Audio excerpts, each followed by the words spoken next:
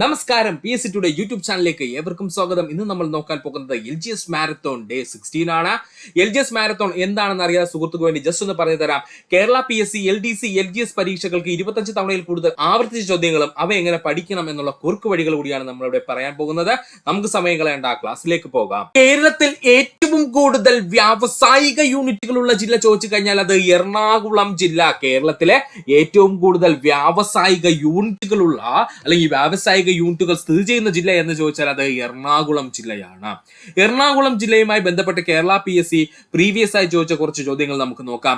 കേരളത്തിന്റെ വ്യാവസായിക തലസ്ഥാനം എന്നറിയപ്പെടുന്ന ജില്ല എറണാകുളം ജില്ല. കേരളത്തിന്റെ വ്യാവസായിക തലസ്ഥാനം എന്നറിയപ്പെടുന്ന ജില്ല എറണാകുളം ജില്ല. പ്രാചീന കാലത്ത് ഋഷിനാഗകുളം എന്ന പേരിൽ അറിയപ്പെട്ടിരുന്ന ജില്ല എറണാകുളം ജില്ല. പ്രാചീന കാലത്ത് ഋഷിനാഗകുളം എന്ന പേരിൽ അറിയപ്പെട്ടിരുന്ന ജില്ല എന്ന് ചോദിച്ചാൽ അത് എറണാകുളം ജില്ലയാണ്. കേരളത്തിൽ ഏറ്റവും കൂടുതൽ വാഹനങ്ങൾ രജിസ്റ്റർ ചെയ്യുന്ന ജില്ല എറണാകുളം ജില്ല. കേരളത്തിൽ ഏറ്റവും കൂടുതൽ വാഹനങ്ങൾ രജിസ്റ്റർ ചെയ്യുന്ന ജില്ല എന്ന് ചോദിച്ചാൽ അത് എറണാകുളം ജില്ല. കേരളത്തിൽ ഏറ്റവും കൂടുതൽ മുനിസിപ്പാലിറ്റികളുള്ള ജില്ല എന്ന് ചോദിച്ചാൽ അത് എറണാകുളം ജില്ല. കേരളത്തിൽ ഏറ്റവും കൂടുതൽ മുനിസിപ്പാലിറ്റികളുള്ള ജില്ല ചോദിച്ചു കഴിഞ്ഞാൽ അത് എറണാകുളം ജില്ല.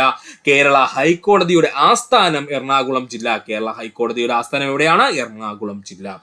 ഏറ്റവും കൂടുതൽ ദേശീയ പാതകൾ കടന്നു പോകുന്ന ജില്ല ചോദിച്ചു കഴിഞ്ഞാൽ അത് എറണാകുളം ജില്ല. ഏറ്റവും കൂടുതൽ ദേശീയ പാതകൾ കടന്നു പോകുന്ന ജില്ല ചോദിച്ചു കഴിഞ്ഞാൽ അത് എറണാകുളം ജില്ല. സ്പീഡ് പോസ്റ്റ് സംവിധാനം ആദ്യമായി നിലവിൽ വന്ന ജില്ല എറണാകുളം ജില്ല. സ്പീഡ് പോസ്റ്റ് സംവിധാനം ആദ്യമായി നിലവിൽ വന്ന ജില്ല എന്ന് ചോദിച്ചു കഴിഞ്ഞാൽ അത് എറണാകുളം ജില്ല. കേരളത്തിൽ ഏറ്റവും കൂടുതൽ പ്രതിശീർഷ വരുമാനമുള്ള ജില്ല എറണാകുളം ജില്ല. കാരണം ഒരുപാട് വ്യാവസായിക സ്ഥാപനങ്ങളുണ്ട്. അതുകൊണ്ട് തന്നെ കേരളത്തിൽ ഏറ്റവും കൂടുതൽ പ്രതിശീർഷ വരുമാനമുള്ള ജില്ല എന്ന് ചോദിച്ചാൽ അത് എറണാകുളം ജില്ല. കേരളത്തിൽ ഏറ്റവും കൂടുതൽ ടെലിഫോൺ എക്സ്ചേഞ്ചുകളുള്ള ജില്ല ചോദിച്ചു കഴിഞ്ഞാൽ എറണാകുളം ജില്ല. കേരളത്തിൽ ഏറ്റവും കൂടുതൽ ടെലിഫോൺ എക്സ്ചേഞ്ചുകളുള്ള ജില്ല എറണാകുളം ജില്ല. ഒന്നുകൂടി പറയുവാണേ, കേരളത്തിൽ ഏറ്റവും കൂടുതൽ വ്യാവസായിക യൂണിറ്റുകളുള്ള ജില്ല എന്ന് ചോദിച്ചാൽ എറണാകുളം ജില്ല. അതുകൊണ്ട് തന്നെ കേരളത്തിന്റെ വ്യാവസായിക തലസ്ഥാനം എന്നറിയപ്പെടുന്നത് എറണാകുളം ജില്ല. പ്രാചീന കാലത്ത് ഋഷിനാഗകുളം എന്ന പേരിൽ അറിയപ്പെട്ടിരുന്നത് എവിടെയെന്ന് ചോദിച്ചാൽ നമ്മുടെ എറണാകുളം ജില്ല. ഋഷിനാഗകുളം, എറണാകുളം. കണക്ട് ചെയ്യാലോ സുഹൃത്തുക്കളെ? ഋഷിനാഗകുളം, എറണാകുളം ജില്ല മറക്കരുത്. കേരളത്തിൽ ഏറ്റവും കൂടുതൽ വാഹനങ്ങൾ രജിസ്റ്റർ ചെയ്യുന്ന ജില്ല എറണാകുളം ജില്ല. കേരളത്തിലെ ഏറ്റവും കൂടുതൽ മുനിസിപ്പാലിറ്റികളുള്ള ജില്ല എറണാകുളം ജില്ല. കേരള ഹൈക്കോടതിയുടെ ആസ്ഥാനം എറണാകുളം ജില്ല. ഏറ്റവും കൂടുതൽ ദേശീയ പാതകൾ കടന്നു പോകുന്ന ജില്ല എറണാകുളം ജില്ല. സ്പീഡ് പോസ്റ്റ് സംവിധാനം നിലവിൽ വന്ന ആദ്യത്തെ ജില്ല എറണാകുളം ജില്ല. കേരളത്തിൽ ഏറ്റവും കൂടുതൽ പ്രതിശീർഷ വരുമാനമുള്ള ജില്ല എന്ന് ചോദിച്ചാൽ എറണാകുളം ജില്ല. എന്നുള്ള കാരണം എറണാകുളം ജില്ലയിലാണ് ഏറ്റവും കൂടുതൽ വ്യാവസായിക സ്ഥാപനങ്ങൾ ഉള്ളത്. ഏറ്റവും കൂടുതൽ ടെലിഫോൺ എക്സ്ചേഞ്ചുകളുള്ള ജില്ല ചോദിച്ചു കഴിഞ്ഞാൽ അതും എറണാകുളം ജില്ല. ഇന്ത്യയിൽ പടിഞ്ഞാറോട്ടൊഴുകുന്ന ഉപദ്വീപീയ നദി ഏതെന്ന് ചോദിച്ചിട്ട് ഓപ്ഷനിൽ ഏറ്റവും കൂടുതൽ PSC ഉത്തരമായി നൽകിയിട്ടുള്ളത് നർമ്മദയാണ്. പഠിക്കുക, ഇന്ത്യയിൽ പടിഞ്ഞാറോട്ടൊഴുകുന്ന ഉപദ്വീപീയ നദി ഏതെന്ന് ചോദിച്ചിട്ട് PSC ഏറ്റവും കൂടുതൽ ക്വസ്റ്റ്യൻ പേപ്പറിൽ ഉത്തരമായി കൊടുത്തിരിക്കുന്നത് നർമ്മദയാണ്.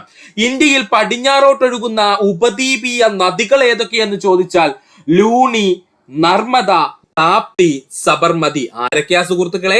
ഇന്ത്യയിൽ പടിഞ്ഞാറോട്ടൊഴുകുന്ന ഉപദ്വീപീയ നദികള് ലൂണി, നർമ്മദ, മാഹി, താപ്തി, സബർമതി. ഒന്നുകൂടി പറയാം, ഇന്ത്യയിൽ പടിഞ്ഞാറോട്ടൊഴുകുന്ന ഉപദ്വീപീയ നദി എന്ന് ചോദിച്ച് PSC 100-ൽ കൂടുതൽ തവണ ഉത്തര സൂചികയിൽ ഉത്തരമായി നൽകിയത് ആരാണ്? നർമ്മദ നദിയാണ്. ഇന്ത്യയിൽ പടിഞ്ഞാറോട്ടൊഴുകുന്ന ഉപദ്വീപീയ നദികൾ ഏതൊക്കെയെന്ന് ചോദിച്ചാൽ ലൂണി, നർമ്മദ, മാഹി, താപ്തി, സബർമതി എന്നീ നദികളാണ്. ഇനി ഇത് പഠിക്കാൻ ബുദ്ധിമുട്ടുള്ള സുഹൃത്തുക്കൾക്ക് വിഷമിക്കേണ്ട, ഈസി ഒരു കോഡ് നമ്മളിവിടെ പഠിക്കുന്നുണ്ട്. ഇനി ഇന്ത്യയിൽ പടിഞ്ഞാറോട്ടൊഴുകുന്ന ഉപദ്വീപീയ നദികൾ ചോദിച്ചു കഴിഞ്ഞാൽ ഈ കോഡ് അങ്ങ് പഠിച്ചു വെച്ചേക്കുക. ലൂണാറിട്ട മഹി താപം കൊണ്ട് സർബത്ത് കുടിച്ചു. പണ്ടത്തെ ചെരുപ്പുണ്ടല്ലോ, ലൂണാർ ചെരുപ്പ്. ആ ലൂണാർ ചെരുപ്പിട്ട അല്ലെങ്കിൽ ലൂണാറിട്ട മഹി താപം കൊണ്ട് സർബത്ത് കുടിച്ചു എന്നങ്ങ് പഠിക്കുക. ലൂണാറിട്ട മഹി താപം കൊണ്ട് സർബത്ത് കുടിച്ചു എന്നങ്ങ് പഠിക്കുക.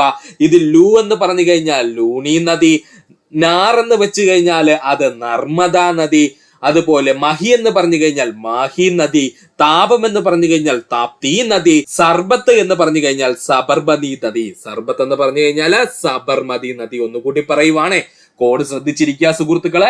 ലൂണാറിട്ട മഹി താപം കൊണ്ട് സർബത്ത് കുടിച്ചു. ലൂണാർ എന്ന് പറഞ്ഞാൽ പണ്ടത്തെ ഒരു ചെരുപ്പ് കമ്പനി ആയിരുന്നു കേട്ടോ ലൂണാർ. ലൂണാറിട്ട മഹി താപം കൊണ്ട് സർബത്ത് കുടിച്ചു എന്ന് പഠിക്കുക. അതിൽ ലൂ എന്ന് പറഞ്ഞു കഴിഞ്ഞാൽ ലൂണി നദി, അതുപോലെ നാർ എന്ന് പറഞ്ഞു കഴിഞ്ഞാൽ നർമ്മദ നദി, മഹി എന്ന് പറഞ്ഞു കഴിഞ്ഞാൽ മാഹി നദി, താപം എന്ന് പറഞ്ഞു കഴിഞ്ഞാൽ താപ്തി നദി, അതുപോലെ സർബത്ത് എന്ന് പറഞ്ഞു കഴിഞ്ഞാൽ സബർമതി നദി, മറക്കാതെ പഠിക്കുക. ഊഞ്ഞാലിന്റെ ചലനം ഏതുതരം ചലനത്തിന് ഉദാഹരണമാണ്? ഉത്തരം ദോലന ചലനത്തിന് ഉദാഹരണമാണ്. പഠിക്കണേ, ഊഞ്ഞാലിന്റെ ചലനം ഏതുതരം ചലനത്തിന് ഉദാഹരണമാണെന്ന് PSC 100-ൽ കൂടുതൽ തവണ ചോദിച്ചിട്ടുണ്ട്. ഉത്തരം എന്താണ്? ദോലന ചലനത്തിന് ഉദാഹരണമാണ്. ദോലന ചലനത്തിന്റെ PSC സ്ഥിരം ചോദിക്കുന്ന ബാക്കി 3 ഉദാഹരണങ്ങൾ കൂടി നമ്മൾ അങ്ങ് പഠിച്ചു വെക്കാൻ പോവുകയാണ്. ക്ലോക്കിന്റെ പെൻഡുലത്തിന്റെ ചലനം 100-ൽ കൂടുതൽ തവണ PSC റിപ്പീറ്റ് ആയി ചോദിച്ച ചോദ്യം. ക്ലോക്കിന്റെ പെൻഡുലത്തിന്റെ ചലനം ഏതു ചലനമാണെന്ന് ചോദിച്ചു കഴിഞ്ഞാൽ അത് ദോലന ചലനമാണ്. എന്താണ്? ദോലന ചലനമാണ്. തൂക്കുവിളക്കിന്റെ ചലനം ചോദിച്ചാൽ ദോലന ചലനം. തൂക്കുവിളക്കിന്റെ ചലനം ചോദിച്ചു കഴിഞ്ഞാൽ അത് ദോലന ചലനമാണ്. അപ്പോൾ സുഹൃത്തുക്കൾ ഡൗട്ട് അടിക്കും, തൂക്കുവിളക്കിലെ ദോലന ചലനം എങ്ങനെയാണ് പറഞ്ഞത്? തൂക്കുവിളക്ക് നമ്മളിങ്ങനെ തൂക്കിയിട്ടതിന് ശേഷം അതിന്റെ ഒരു ഭാഗത്ത് നമ്മുടെ കയ്യാങ്ങണം തട്ടിക്കഴിഞ്ഞാൽ എന്ത് ചെയ്യും? അത് ലെഫ്റ്റ് റൈറ്റ് എന്നുള്ള രീതിയിൽ അങ്ങോട്ടും ഇങ്ങോട്ടും എന്ത് ചെയ്യും? ആടുന്നത് നമുക്ക് കാണാം. അപ്പൊ തൂക്കുവിളക്കിലെ ചലനം എങ്ങനെയെന്ന് ചോദിച്ചാൽ അത് ദോലന ചലനം.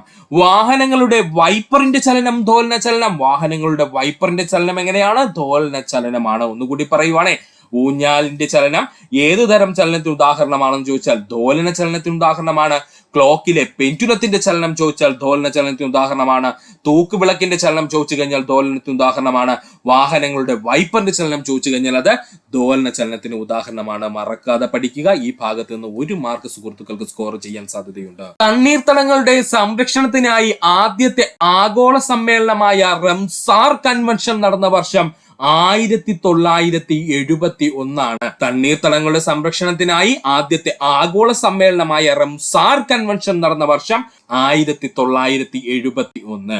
മൂന്നാം ഇൻഡോ പാക് യുദ്ധം നടന്ന വർഷം 1971. മോസ്റ്റ് ഇമ്പോർട്ടന്റ് പോയിന്റ്, മൂന്നാം ഇൻഡോ പാക് വാർ അല്ലെങ്കിൽ യുദ്ധം നടന്ന വർഷം ചോദിച്ചാൽ 1971.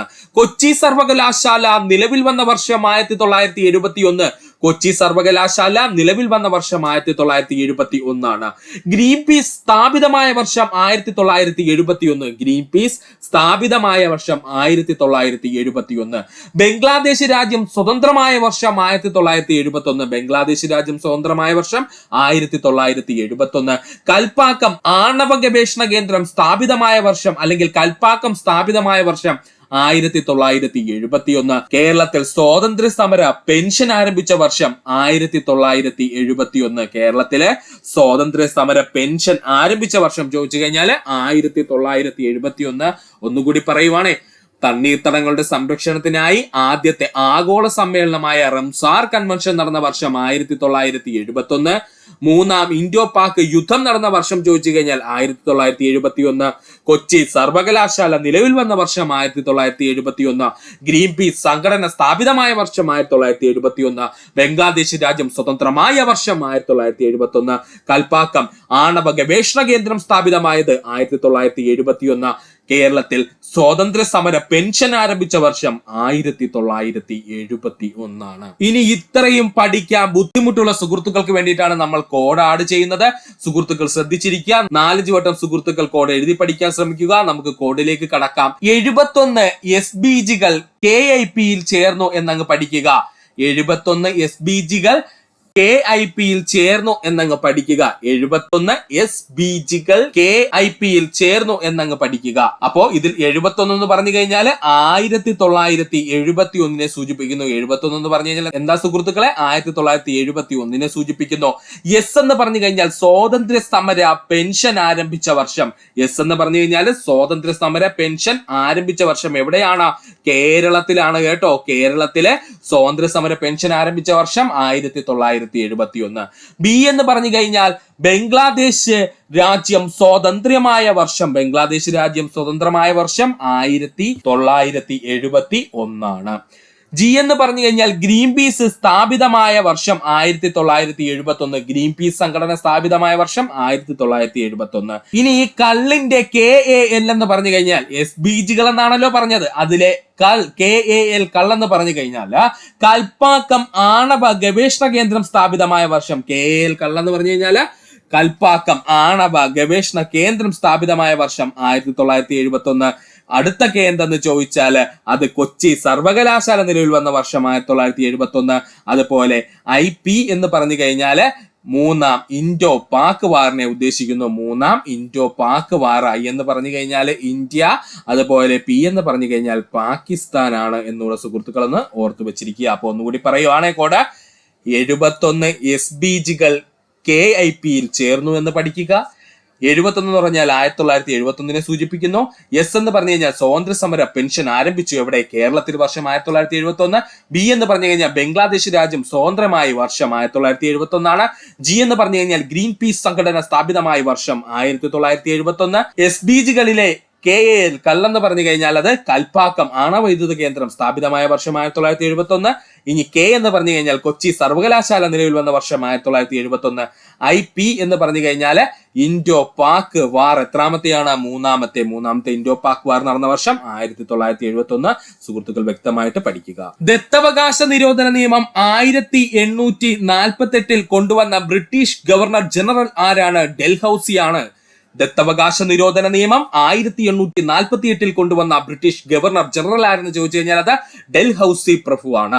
ആധുനിക ഇന്ത്യയുടെ സൃഷ്ടാവ് എന്നറിയപ്പെടുന്നത് ഡൽഹൌസി പ്രഭുവാണ്. ആധുനിക ഇന്ത്യയുടെ സൃഷ്ടാവ് എന്നറിയപ്പെടുന്ന വ്യക്തി ആരെന്ന് ചോദിച്ചാൽ അത് ഡൽഹൌസി പ്രഭുവാണ്. റെയിൽവേ ഗതാഗതം കൊണ്ടുവന്ന ഗവർണർ ജനറൽ ഡൽഹൌസി പ്രഭുവാണ്. റെയിൽവേ ഗതാഗതം കൊണ്ടുവന്ന ഗവർണർ ജനറൽ ഡൽഹൌസി പ്രഭുവാണ്. ചാർട്ടർ ആക്ട് 1853 നിലവിൽ വന്നപ്പോഴുള്ള ഗവർണർ ജനറൽ ആരെന്ന് ചോദിച്ചാൽ അത് ഡൽഹൌസി പ്രഭുവാണ്. പഠിച്ചു വെച്ചേക്കണേ. ചാർട്ടർ ആക്ട് 1853 നിലവിൽ വന്നപ്പോഴുള്ള ഗവർണർ ജനറൽ ആരെന്ന് ചോദിച്ചാൽ അത് ഡൽഹൌസി പ്രഭുവാണ്. ആധുനിക തപാൽ സംവിധാനവും ടെലഗ്രാഫും ഇന്ത്യയിൽ കൊണ്ടുവന്ന ഗവർണർ ജനറൽ ആരെന്ന് ചോദിച്ചാൽ ഡൽഹൌസി പ്രഭുവാണ്. ആധുനിക തപാൽ സംവിധാനവും ടെലഗ്രാഫും ഇന്ത്യയിലേക്ക് കൊണ്ടുവന്ന ഗവർണർ ജനറൽ ആരാണ്? ഡൽഹൌസി പ്രഭുവാണ്.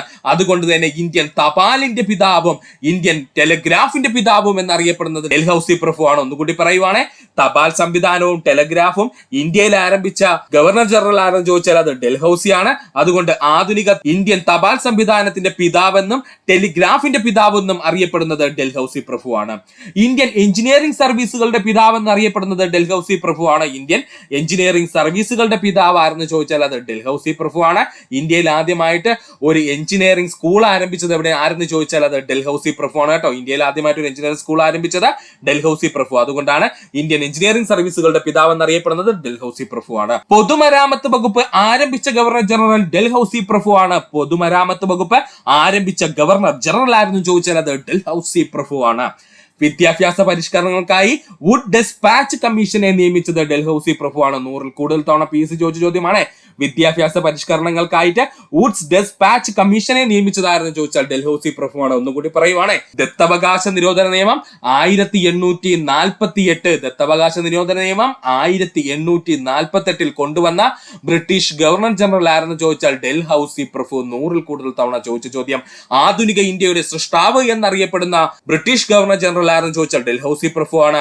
റെയിൽവേ ഗതാഗതം കൊണ്ടുവന്ന ഗവർണർ ജനറൽ ആരെന്ന് ചോദിച്ചാൽ ഡൽഹൌസി പ്രഭുവാണ്. അതുകൊണ്ട് തന്നെ ഇന്ത്യൻ റെയിൽവേയുടെ പിതാവ് എന്നറിയപ്പെടുന്നത് ഡൽഹൌസി പ്രഭുവാണ്. 1853 ചാർട്ടർ ആക്ട് നിലവിൽ വന്നപ്പോഴുള്ള ഗവർണർ ജനറൽ ആരെന്ന് ചോദിച്ചാൽ ഡൽഹൌസി പ്രഭുവാണ്. ആധുനിക തപാൽ സംവിധാനവും ടെലഗ്രാഫ് സംവിധാനവും ഇന്ത്യയിലേക്ക് കൊണ്ടുവന്ന ഗവർണർ ജനറൽ ആരെന്ന് ചോദിച്ചാൽ ഡൽഹൌസി പ്രഭുവാണ്. അതുകൊണ്ട് ഇന്ത്യൻ തപാൽ സംവിധാനത്തിന്റെ പിതാവെന്നും ടെലിഗ്രാഫിന്റെ പിതാവെന്നും അറിയപ്പെടുന്നത് ഡൽഹൌസി പ്രഭുവാണ്. ഇന്ത്യൻ എഞ്ചിനീയറിംഗ് സർവീസുകളുടെ പിതാവ് ആരെന്ന് ചോദിച്ചാൽ ഡൽഹൌസി പ്രഭുവാണ്. പൊതുമരാമത്ത് വകുപ്പ് ആരംഭിച്ച ഗവർണർ ജനറൽ ആരെന്ന് ചോദിച്ചാൽ അത് ഡൽഹൌസി പ്രഭുവാണ്.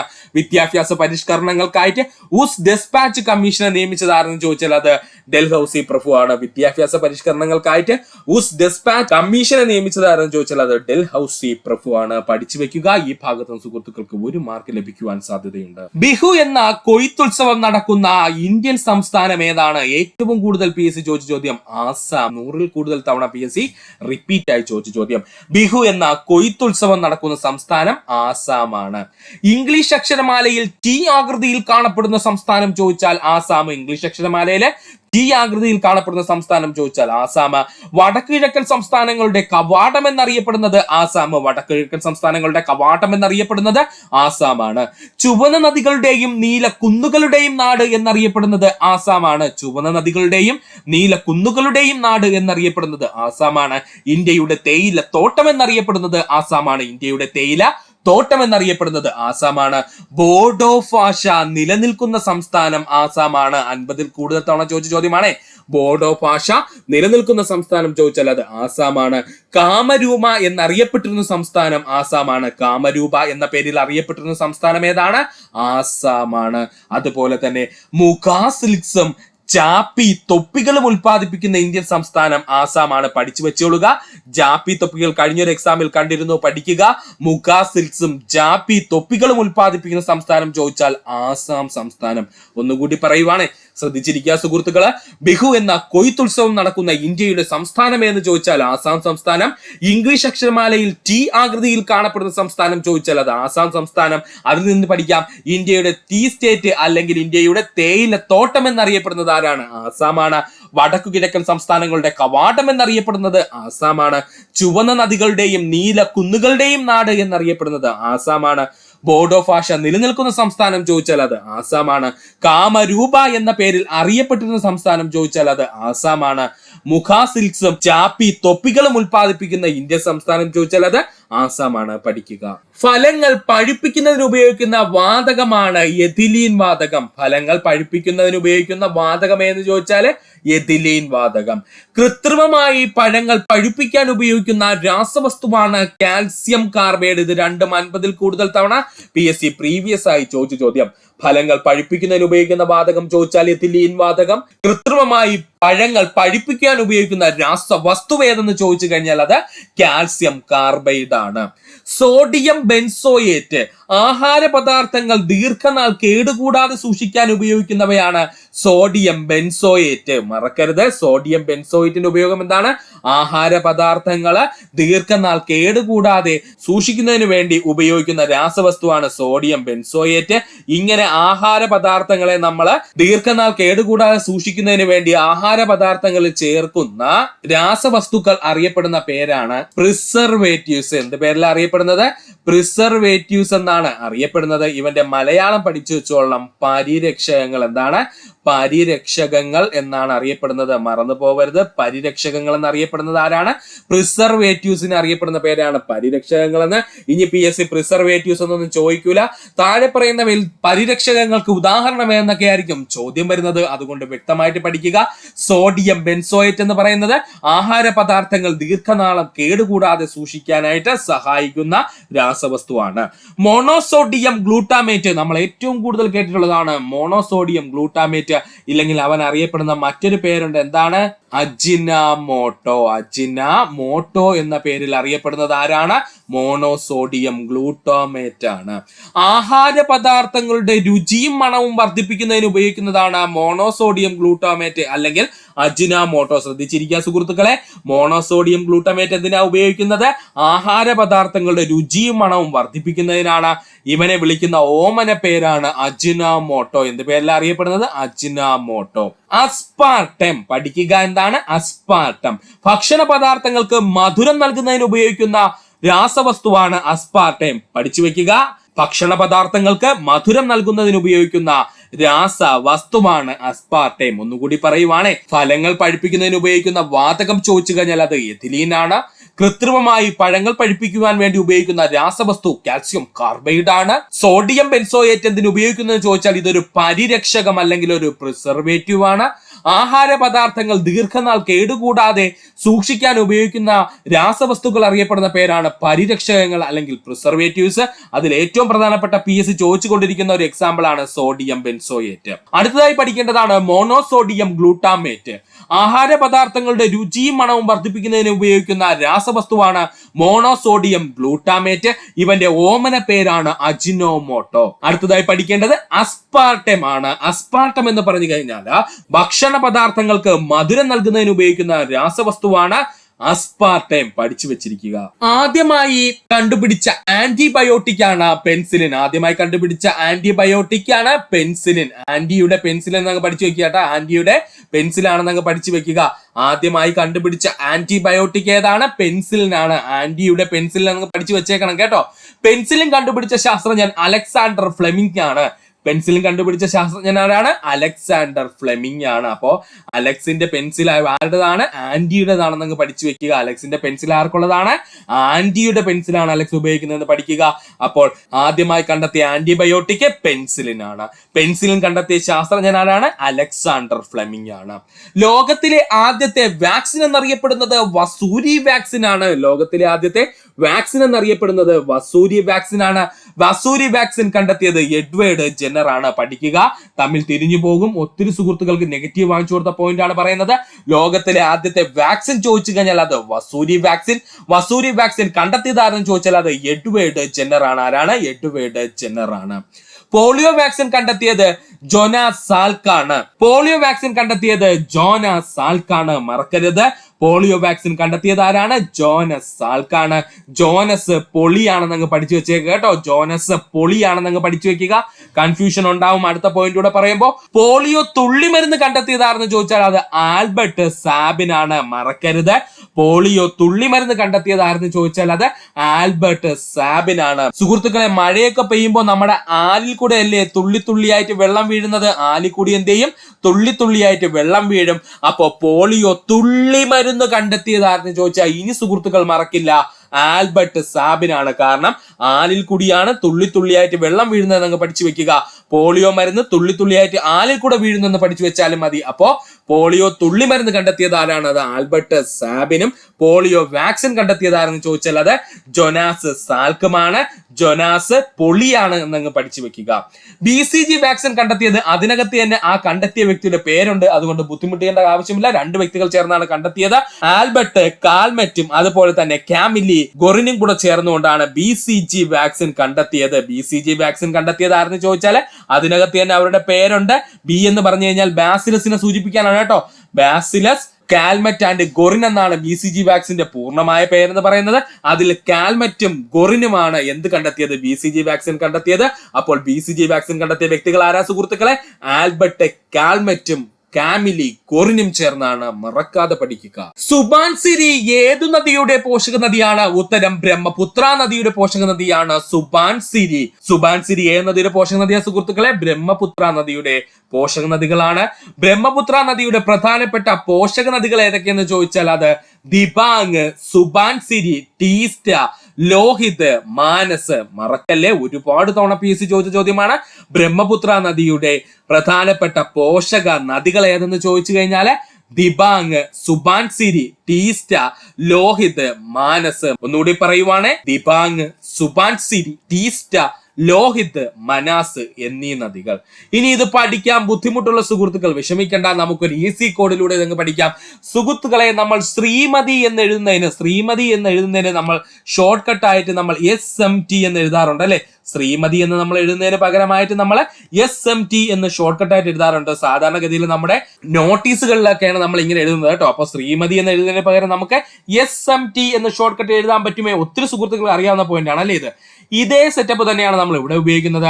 ഇവിടെ പക്ഷെ നമ്മൾ കോഡ് പറയുന്നത് ശ്രീമതി, അതിന്റെ ഷോർട്ട് കട്ട് ആയിട്ടുള്ള SMT, ബ്രഹ്മൻ, LDI എന്നങ്ങ് പഠിക്കുക. ശ്രീമതി, ബ്രഹ്മൻ എന്താണ്? LDI എന്ന് പഠിക്കുക. ഇവിടെ ശ്രീമതിക്ക് പകരം നമ്മളിവിടെ അതിന്റെ ഷോർട്ട് കട്ട് ആയിട്ടുള്ള SMT ആണ് നമ്മൾ ഉപയോഗിക്കുന്നത്. SMT, ബ്രഹ്മൻ, LDI എന്നങ്ങ് പഠിക്കണം. ബുദ്ധിമുട്ടൊന്നുമില്ലല്ലോ.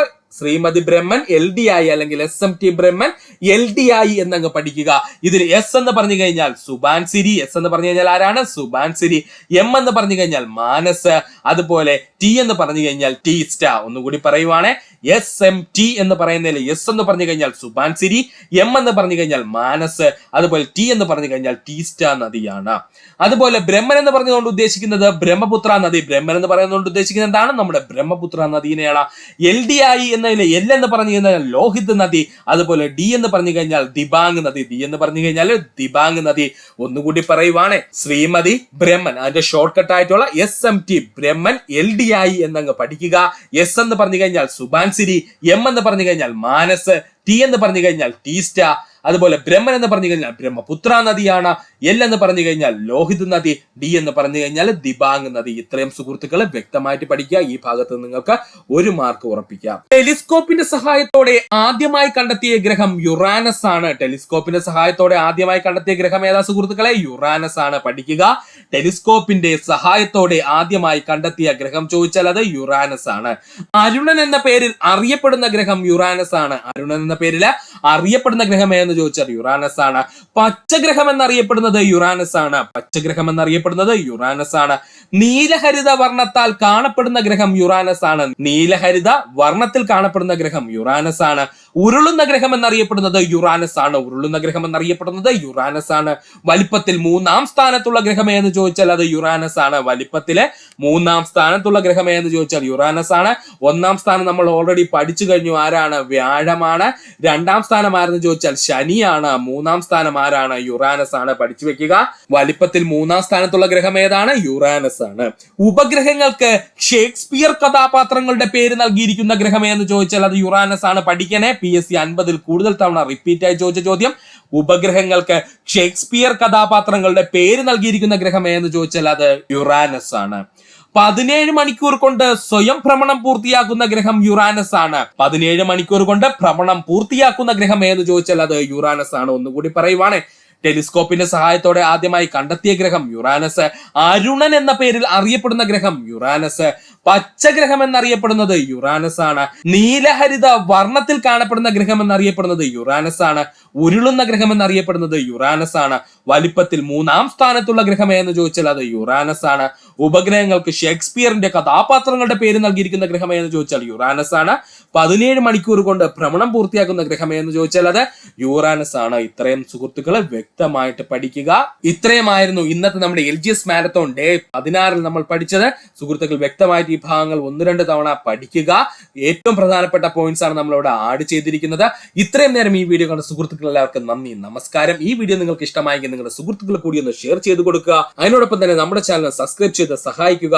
സബ്സ്ക്രൈബ് ബട്ടണിന് ചേർന്നുള്ള ബെൽ ബട്ടൺ അമർത്തി കഴിഞ്ഞാൽ നമ്മൾ അപ്ലോഡ് ചെയ്യുന്ന വീഡിയോകൾ അപ്പോൾ തന്നെ നിങ്ങളിൽ എത്തുന്നതാണ്. സുഹൃത്തുക്കൾ എല്ലാവർക്കും നന്ദി, നമസ്കാരം. നല്ലൊരു ദിവസം നേരുന്നു.